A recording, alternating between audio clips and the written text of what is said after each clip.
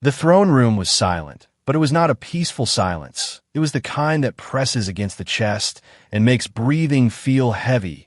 Thousands of alien warriors stood in perfect lines on both sides of the long black floor, their armor shining under cold blue light, their weapons humming softly with quiet power, and at the end of the hall, raised above them all, sat the alien queen. She was massive, her body covered in dark silver plates that looked like living metal, her eyes glowing like twin stars in the dark chamber. Behind her throne rose tall pillars carved with the history of her empire, stories of conquest, of burned planets, of species that no longer existed. This was not just a ruler. She was the center of an empire that feared nothing. In the middle of the hall, alone, chained at the wrists, stood a human. His name was Captain Elias Ward. His uniform was torn, dried blood marked his forehead. One eye was swollen, but he was still standing, even though the gravity of this world was heavier than Earth's. Even though his body was tired, he refused to kneel. The chains on his arms were not there because he was weak. They were there because the aliens did not trust him. The queen leaned forward slightly, her long claws resting on the arm of her throne. Her voice entered the air without her mouth moving. It vibrated directly into every mind in the room. "You are free. Human, you may leave." The words were simple, calm, almost gentle, but they shook the entire hall. Alien officers shifted slightly, confused. Some of them tightened their grip on their weapons. This human was captured after being found inside royal territory, near the hidden chambers of the air. By their law, he should have been executed without trial. Elias lifted his head slowly, his breathing heavy. He looked directly at the queen, not with anger, not with fear, but with something deeper, something harder to understand. He swallowed once, then spoke in a tired but steady voice. "No, I can't leave my child here." A wave of whispers moved across the hall. Alien soldiers looked at one another. Some even stepped forward in shock. The queen's glowing eyes narrowed slightly. "Your child does not exist here, human," she replied calmly. Elias shook his head, his chains making a small metallic sound. "She does." Behind the throne, in the shadows between the tall pillars, something small moved. At first it was only a shape, barely noticeable, but then it stepped into the blue light. A small alien child, barely reaching Elias's waist in height. Her silver skin softer and lighter than the queen's. Her large glowing eyes wide and full of fear. She hesitated only for a second before running forward across the long black floor. Gasps filled the chamber. "Stop her," one commander shouted. But the queen lifted one claw slightly, and every soldier froze instantly. The child reached Elias and wrapped her small arms around his leg, holding him tightly as if he would disappear if she let go. She looked up at him and spoke in broken human language. "Father." The word echoed louder than any weapon could have. The queen did not move, but something in her expression changed. Something small, almost invisible. Elias lowered himself slowly despite the chains. Ignoring the pain in his knees, he pressed his forehead gently against the child's head. Closing his eyes for a moment, his voice softened. "I'm here," he whispered. This was not how the Empire worked. Aliens did not bond like this. They did not cross bloodlines. They did not call enemies family. The queen's voice returned, colder now, but not angry. "You are not her father. You are human." Elias looked up again. This time, there was no weakness in his face, only calm certainty. "I found her alone, wounded, left to die after the border attack. I fed her, I carried her, I protected her from storms, from beasts, from your own patrols. I taught her words. I stayed when I could have escaped." He tightened his hold slightly around the child. "You say I am free, but freedom without her is not freedom." The entire hall felt different now, the air heavy with something none of them could name. The queen studied him carefully, not like an enemy, not like prey, but like a puzzle she could not solve. "No human has refused survival," she said quietly. Elias gave a small, tired smile. "Then maybe you have never met a parent." Silence fell again, deeper than before. If you want to see what decision the queen makes next, and how this choice could change two entire species, Make sure to subscribe to this channel and stay with this story. The queen slowly rose from her throne, her full height now visible, towering over everyone, her shadow covering both the human and the child. "You would give your life for one who is not your blood," she said. "Yes," Elias answered without hesitation. The queen's glowing eyes turned toward the alien child clinging to the human's leg. And for the first time in the history of her empire, she hesitated. The throne room faded from Elias's mind as he remembered the day everything changed. The day he first saw the small silver creature that would later call him father. It had started with fire in the sky. His transport ship had been hit during a border conflict between Earth forces and the Zarithi Empire. Alarms screamed through the cockpit. Lights flashed red. And then there was only heat and impact as the ship tore through the alien atmosphere and crashed into a forest of black crystal trees. When Elias woke, the world felt wrong. The air was heavy, the sky was dark purple, and two suns burned above him like watching eyes. The wreckage of his ship smoked behind him, half buried in strange silver sand. His communicator was dead, his weapon cracked, and his leg injured from the crash. He knew the Zarithi did not take prisoners during war. If patrols found him, he would not see another sunrise. He could have tried to hide in the forest, could have searched for higher ground to send a signal, could have ended his life quickly before capture, but something stopped him, a sound soft and broken, almost like a cry. At first he thought it was only the wind moving through crystal branches, but then he heard it again, weak, struggling, alone. He followed the sound slowly, forcing his injured leg to move, pushing past sharp leaves that cut through his suit, and there, in a shallow crater surrounded by burned earth, he saw it. A small alien hatchling, its silver skin scratched and darkened by soot. One of its thin arms bent in a painful angle, its breathing uneven. Beside it lay the torn banner of the royal house of Zarithi. Elias did not understand their symbols fully, but he knew enough to recognize power. His training told him to walk away. This was enemy blood, enemy future. If he left it there, the war would lose one more soldier before it even grew. But as he stood over the child, the creature opened its glowing eyes and looked directly at him. There was no hatred in that look, no empire, no war, only fear. And in that moment, Elias did not see an alien. He saw his daughter. Her face flashed into his memory, small hands reaching for him. The day he left Earth promising he would return.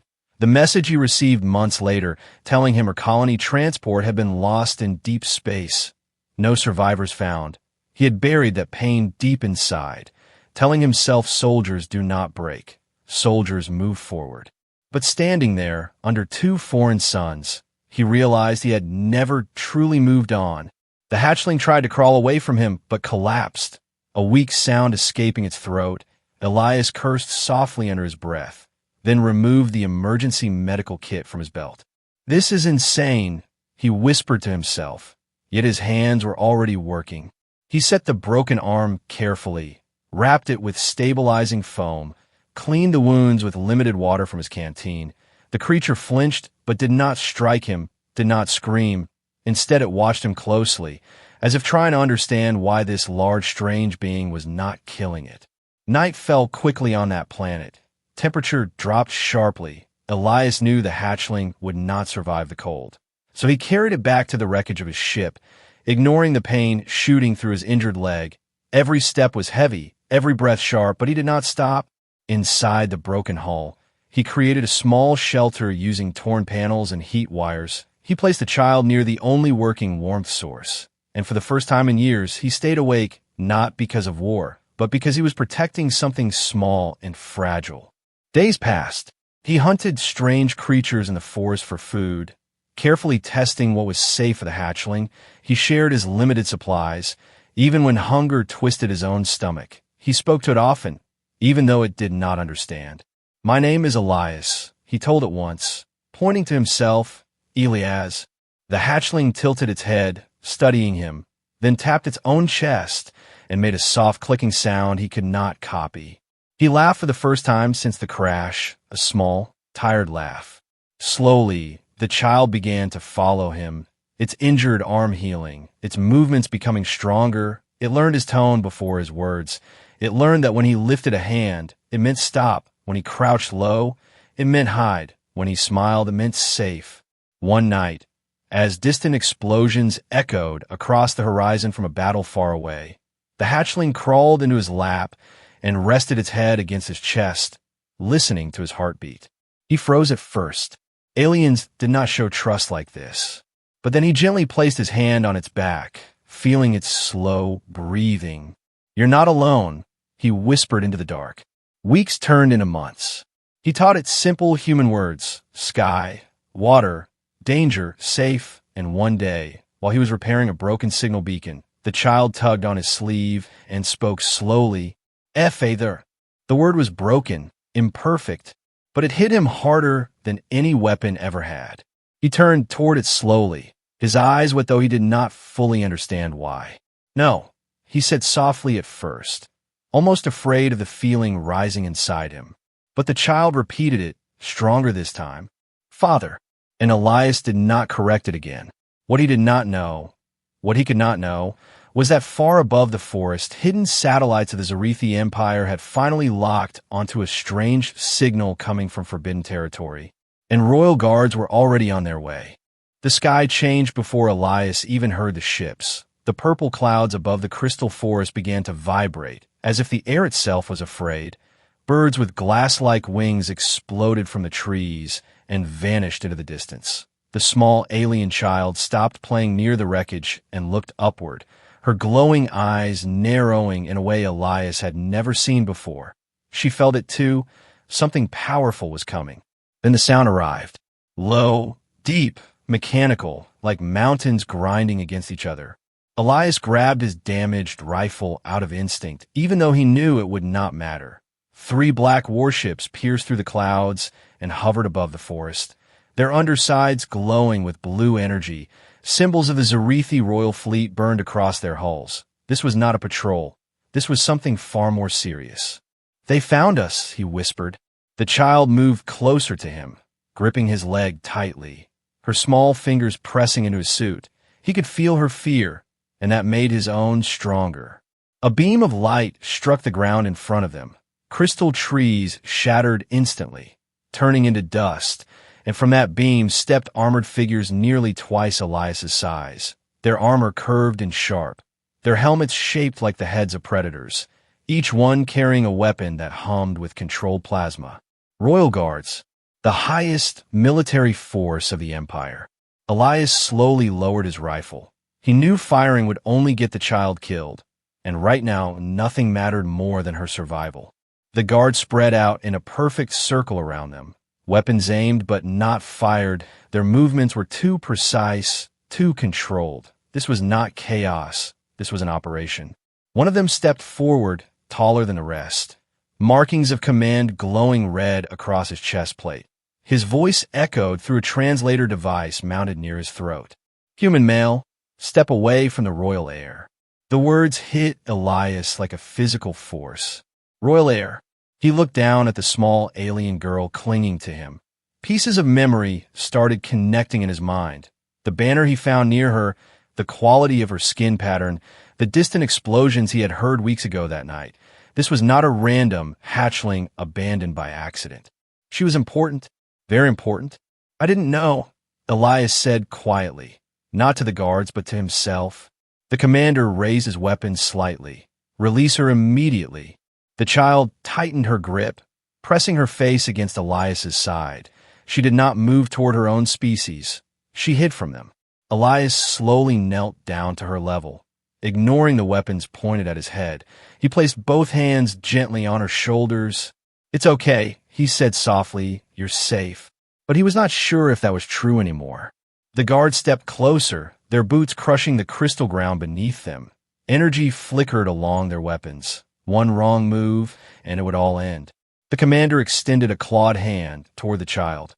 "Heir, return to us." She looked up at Elias, confusion in her glowing eyes. She did not move. "Father," she whispered. The word froze every guard in place. Even through their helmets, Elias could sense their shock. Aliens did not use that word lightly, and never for an enemy. The commander's voice hardened. The human has manipulated the air. Elias stood slowly, placing himself between the guards and the child. I didn't manipulate anyone, he said firmly. I kept her alive. The commander studied him for a long moment, then gave a silent signal. In an instant, everything moved too fast. Two guards rushed forward with impossible speed, one striking Elias in the chest with the back of his weapon, sending him crashing into the side of the broken ship. Pain exploded through his ribs, air left his lungs, but he tried to stand again. Another guard lifted the child carefully but firmly, holding her away from Elias. She struggled, small hands reaching out toward him. "Father!" she cried, louder this time. Elias forced himself up despite the pain. Blood running from his lip, he took one step forward before a heavy energy blast struck near his feet. Warning, not killing. "Kneel," the commander ordered. For a moment, Elias considered fighting anyway, even if it meant dying there. But if he died now, she would be alone inside a system that did not understand what she had learned, did not understand what she felt. Slowly, painfully, he dropped to one knee. Metal restraints snapped around his wrists instantly, glowing as they locked into place, draining the strength from his muscles, forcing his body into submission. The child screamed and tried to reach him again, but the guard holding her pulled back gently yet firmly. The commander approached Elias and looked down at him. "You will answer for this crime before the queen." "What crime?" Elias demanded through clenched teeth.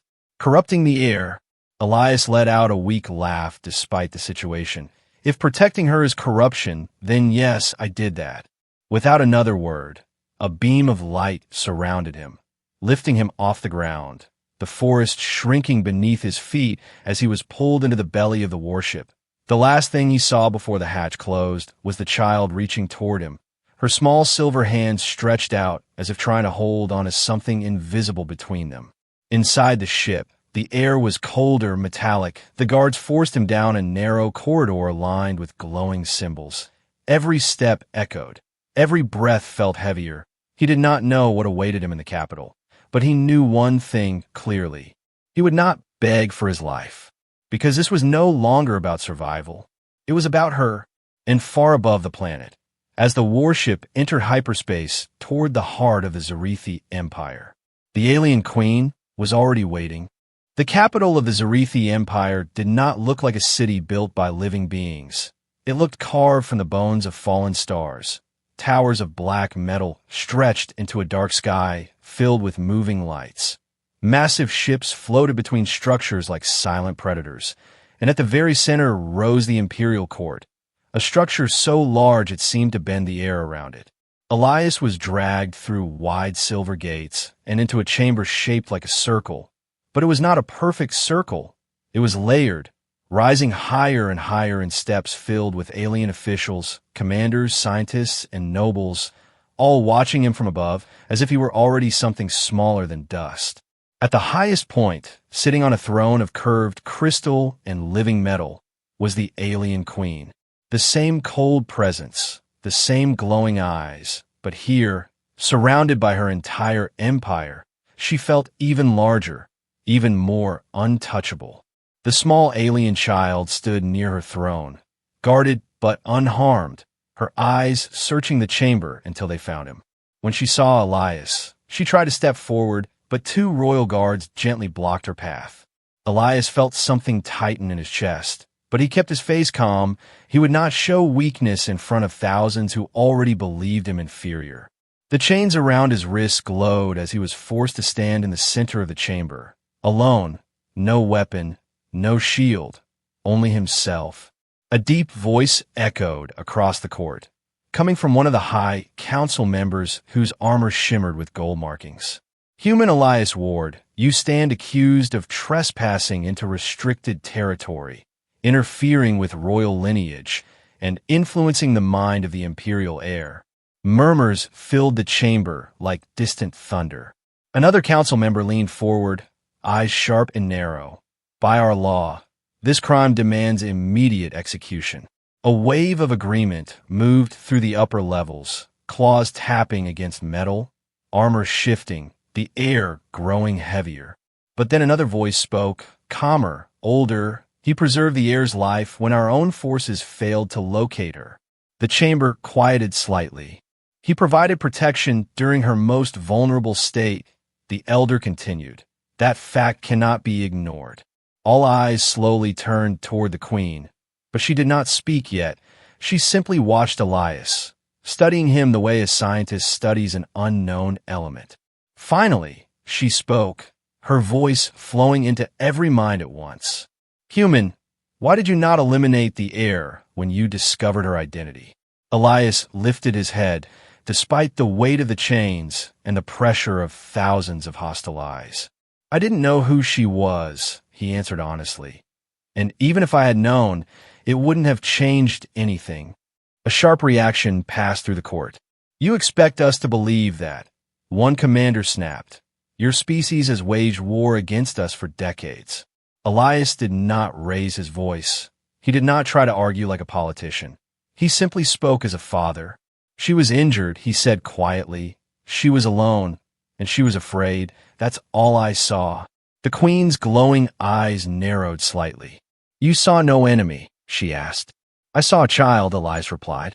The silence that followed was deeper than any before.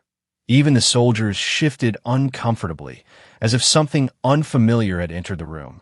One council member stood abruptly. This is manipulation. Humans are known for emotional deception. He shaped the heir's thinking during her development stage. At that, the small alien child broke free from the guard's hold for a second and shouted in broken human words. No lie, he's safe. Gasps rippled across the chamber. The commander who had captured Elias stepped forward. The heir refers to him as father. The word hung in the air like a forbidden sound. The queen finally rose from her throne, and instantly the entire court lowered their heads slightly, even the highest nobles showing silent respect. She descended the steps slowly, each movement controlled, powerful, until she stood only a few meters from Elias. You claim attachment, she said, her voice softer now, but far more dangerous. Is this attachment greater than your instinct for survival? Elias met her gaze without lowering his own. Yes, he answered. You would die for her. Yes. You would remain imprisoned for her. Yes. You would face torture for her. He did not hesitate. Yes. The chamber grew restless. This was not the response they expected. Humans were supposed to value their own survival above all. That was the weakness the Empire had always believed. The queen circled him slowly, studying every breath, every muscle movement, searching for deception, but she found none. His fear was real, but so was his resolve. Explain this behavior, she demanded. Elias swallowed once, then spoke carefully, knowing every word mattered. On my world, we're not strong because we are bigger or smarter.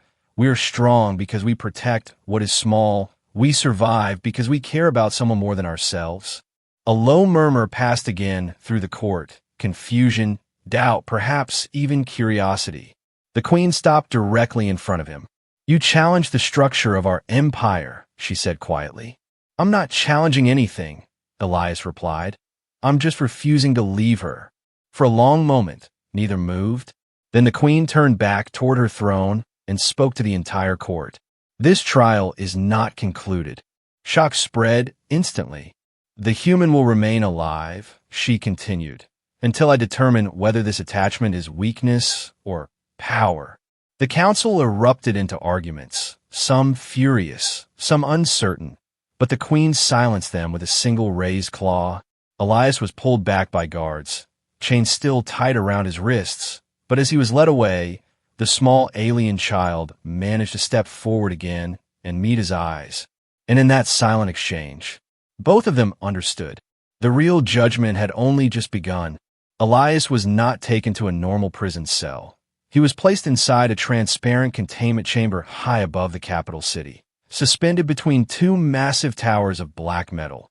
From there, he could see the endless lights of the Empire stretching across the horizon, ships moving like silent shadows in the sky, energy currents flowing between buildings like veins of light. It was beautiful in a cold and distant way, but he did not care about the view. He only cared about one thing. The child. Days passed without any sign of her. No sound of her voice. No small silver hands reaching toward him. Only silence and observation drones floating around his chamber, scanning him, studying him as if he were a rare animal. He knew this was not random. The Queen was testing him, watching how long his resolve would last without contact. On the fourth cycle, the chamber door opened without warning. 2 royal guards entered and removed his restraints. Not roughly, not gently, simply with precision. "The Queen summons you," one of them said through a filtered voice. Elias followed without resistance, his body tired but his mind sharp. He knew something important was coming. He was brought into a private hall this time, not the massive court filled with thousands. This chamber was smaller, darker, lined with tall windows showing the stars beyond the atmosphere. And at the center stood the Queen alone. No council, no guards within hearing distance. Only her. The child stood beside her throne, unharmed, dressed now in royal markings that glowed faintly across her silver skin. She looked healthier, stronger, but her eyes changed instantly when she saw Elias. "Father," she said softly, taking a small step forward before stopping herself. The Queen raised one claw slightly, and the child froze in place, not out of fear but discipline. "You see," the Queen began calmly, "she adapts quickly." Elias said nothing, waiting. "I have reviewed your history," the Queen continued, her voice steady. "Your species has destroyed worlds in its own conflicts. Your kind wages war over territory and resources, yet you claim your strength is protection." Elias met her glowing gaze. "Both can be true," he replied quietly. The Queen studied him for a moment longer, then stepped aside, revealing a large holographic display rising from the floor between them. Images began to form in the air, battles between humans and Zarithi forces, destroyed ships, fallen soldiers, entire cities burning. "This is your reality," she said. "Violence, expansion, survival." The image shifted suddenly. Now it showed Elias inside the forest, carrying the small hatchling through storm winds, wrapping his jacket around her during freezing nights, sharing his final water supply, teaching her to speak. "This is also your reality," the Queen continued. The images faded. Silence returned. "You are an anomaly," she said at last, "and anomalies are dangerous." Elias stepped forward slightly, or valuable. A faint ripple moved through the air, almost like amusement, but quickly gone. "I will give you what you claim to desire," the Queen said. "An impossible choice." The air grew heavier instantly. "You are free to leave this world," she said clearly.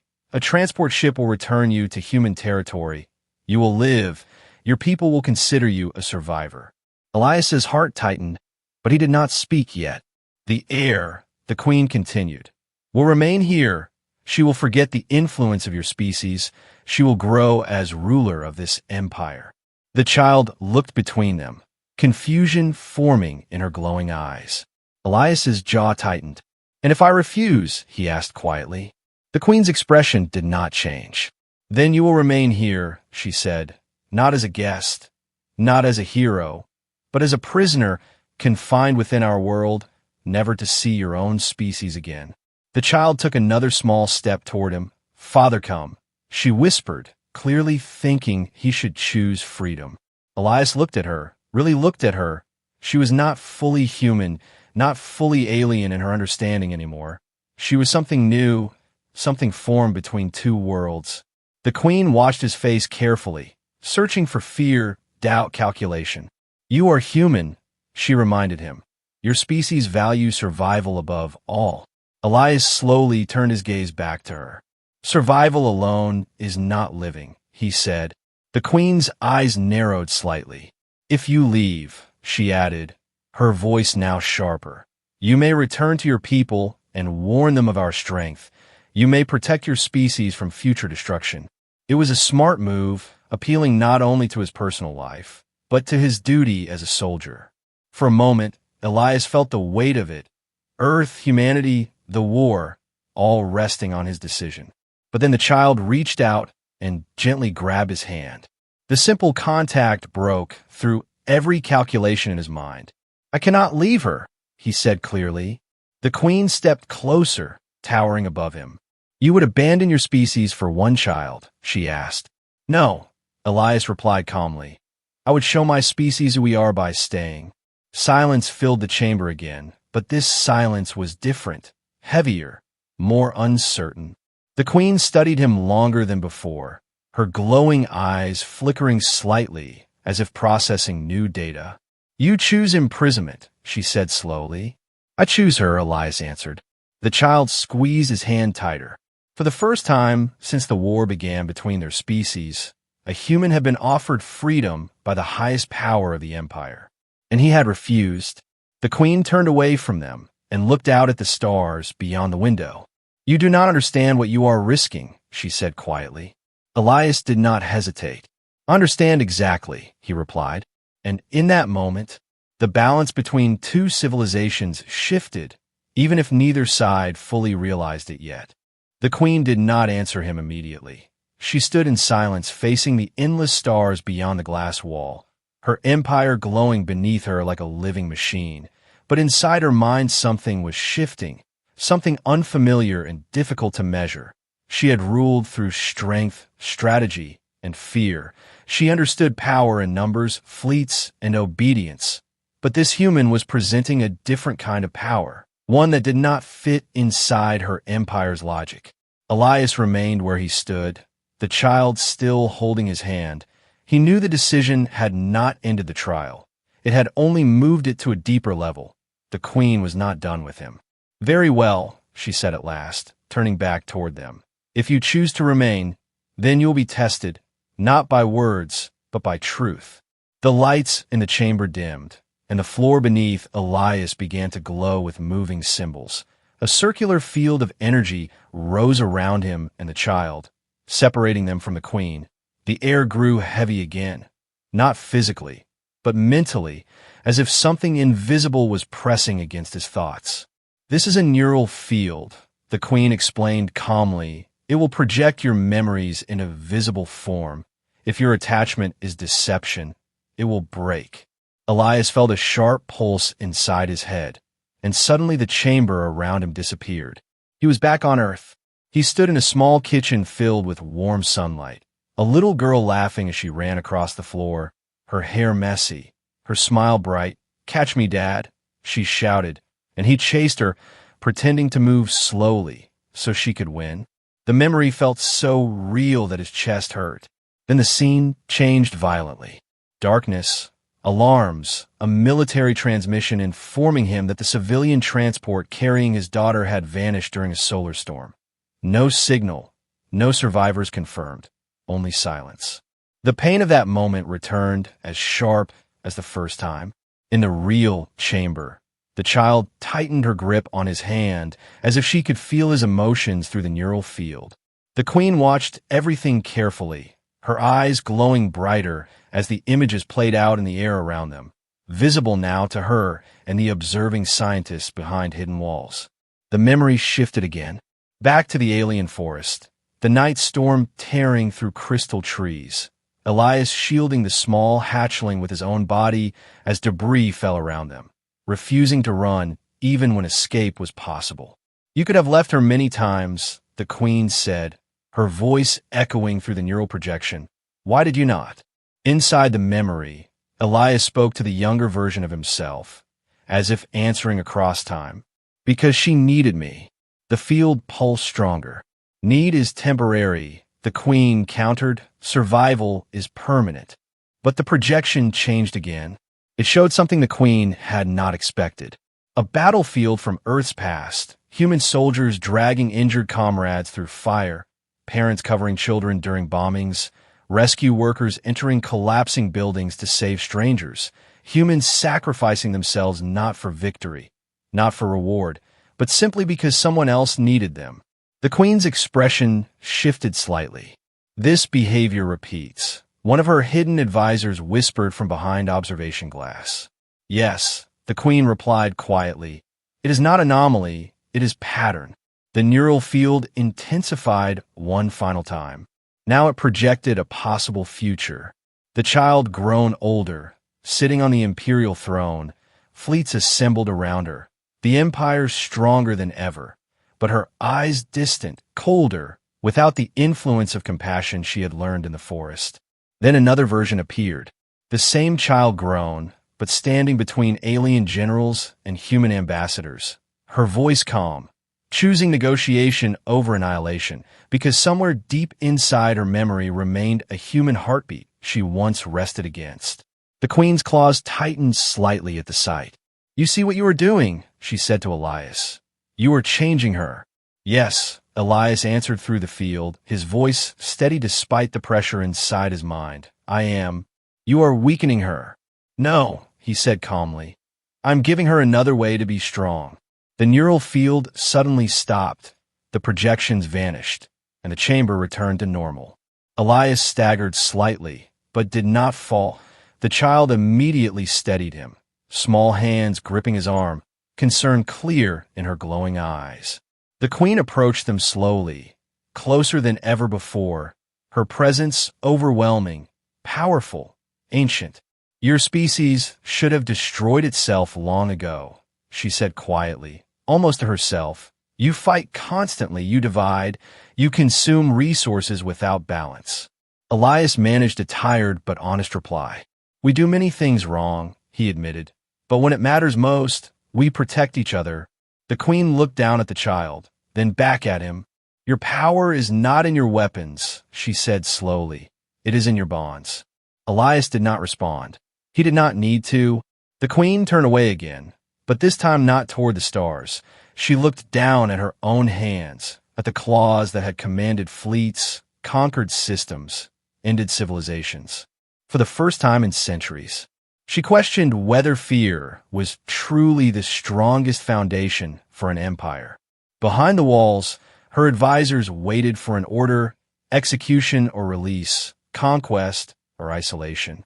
Instead, the queen gave none, because for the first time, she was considering something far more dangerous than war. Change.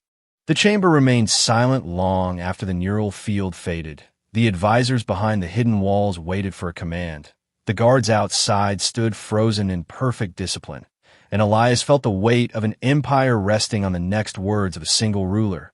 The alien queen slowly lifted her head and looked at the child, not as a sovereign looking at an heir, but as a mother studying the future. "Bring the High Council," she ordered calmly. Within minutes, the private hall transformed again. Doors opened. Armored nobles and military commanders entered in controlled lines, their expressions tense, their movements sharp with expectation. News of the humans' refusal had already spread through the capital. Rumors moved faster than ships in this empire. Some demanded execution. Others feared weakness. None understood what the queen was about to decide. Elias stood still, one hand resting gently on the child's shoulder. He had already made his choice. Now he could only wait. The queen rose to her full height and addressed the chamber, her voice spreading through every mind like controlled thunder. "This human has demonstrated a trait our empire does not fully understand," she began. "He has chosen imprisonment over survival, sacrifice over safety, attachment over advantage." A commander stepped forward, unable to stay silent. "Such behavior is instability. It is a threat to imperial order." The queen's glowing eyes shifted toward him, and the chamber fell quiet instantly. "Or," she continued, "it is evolution." The word hit the room like an explosion. Murmurs broke across the upper levels, claws tapping against metal, armor shifting, disbelief spreading through faces that had never questioned the foundation of their civilization. The queen extended one claw toward the child. "The air will decide," she declared. Shock rippled openly now. This was unprecedented. The air was to be guided, protected, shaped, not given choice in public before the High Council.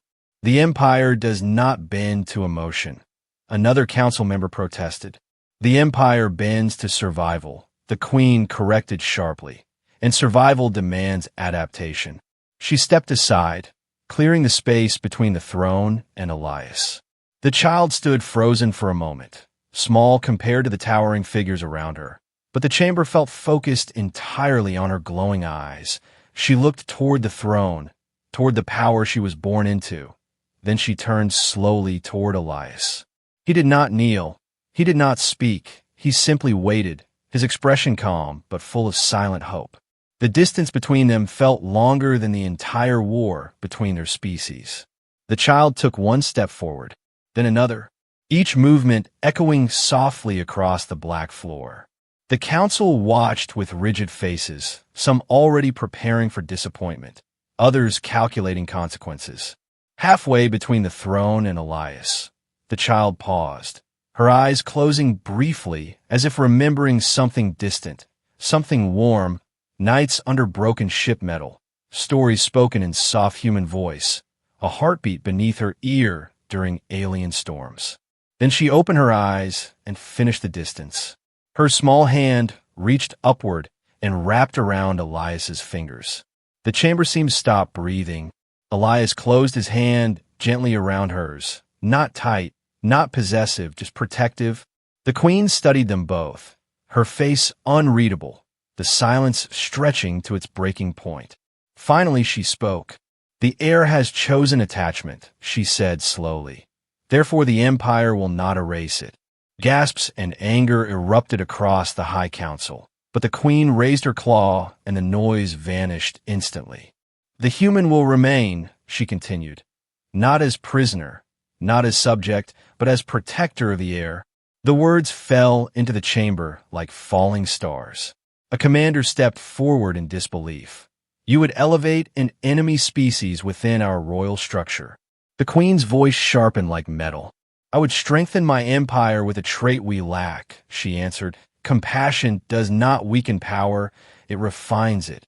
She descended from the throne and approached Elias directly, stopping only a step away. "You will remain under my watch," she said. "You will teach the heir what your species calls humanity, and if this path leads to weakness, I will end it myself." Elias met her gaze steadily. "It won't," he replied quietly. The queen looked at their joined hands once more, then turned to the council. "Prepare diplomatic channels," she commanded. "Humanity will be informed that their soldier lives. Negotiations will begin." The shock this time was deeper than before. This decision did not just spare a life. It altered centuries of hostility. It created a bridge where only weapons had existed. Outside the palace, news began spreading across the empire. Confusion, anger, curiosity, hope, emotions rarely felt within Zarithi society. And far across the stars, human sensors would soon detect a signal they never expected. A Zarithi royal transmission requesting dialogue. Back in the chamber, the child looked up at Elias and spoke softly. "Father, stay." He knelt slightly to her level and nodded. "I'm not going anywhere," he said. Above them, the queen watched silently, her empire shifting in ways even she could not fully predict. Because for the first time in its history, the strongest force in the galaxy was not fear, not fleets, not conquest. It was a bond between a human and a child. And that bond had just changed two species forever.